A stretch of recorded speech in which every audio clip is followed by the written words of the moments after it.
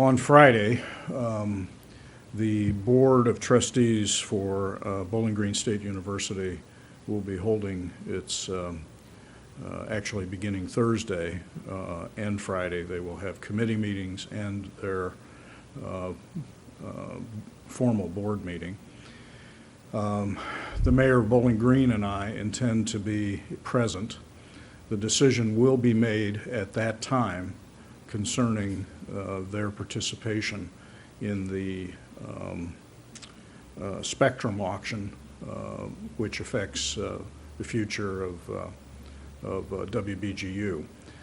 We have had, I think, really terrific public participation in the 4 community meetings that took place in Lima, Bowling Green, and Findlay. Hundreds of people turned out at each of those meetings, and I think articulated from literally every possible point of view how essential WGBU is to Northwest Ohio. And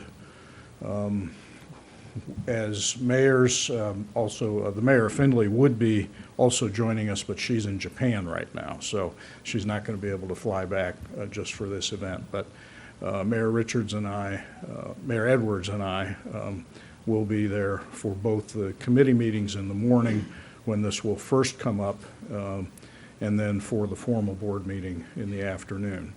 And we will continue to urge the board to adopt a policy that does not prohibit them from participating in the spectrum, but adopts a policy that says that any participation would preclude the possibility of going dark, that they would potentially sell a portion of their spectrum, but not the entirety, that they would work at structuring their participation in the auction in such a way that they preserve the opportunity for the station to continue at least at low power for Northwest Ohio. And so we're looking forward to participating in that set of meetings on Friday. I should mention as well that in the intervening weeks, it's also been, I've learned a lot more about this spectrum process. And frankly, the FCC is putting so much money on the table that they are in effect creating an incentive for all forms of television broadcasting to participate.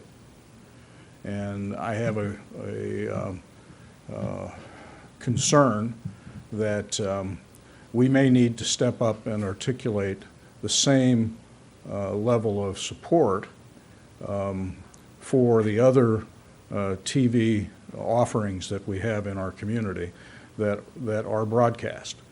I think in coming weeks we're going to understand more about that, but it looks to me like the issues that prompted the PBS participation are really the tip of the iceberg in terms of what may be underway relative to all television broadcasting in our, not just in our area, but around the country. So with that, we will break down for interviews. Thank you all.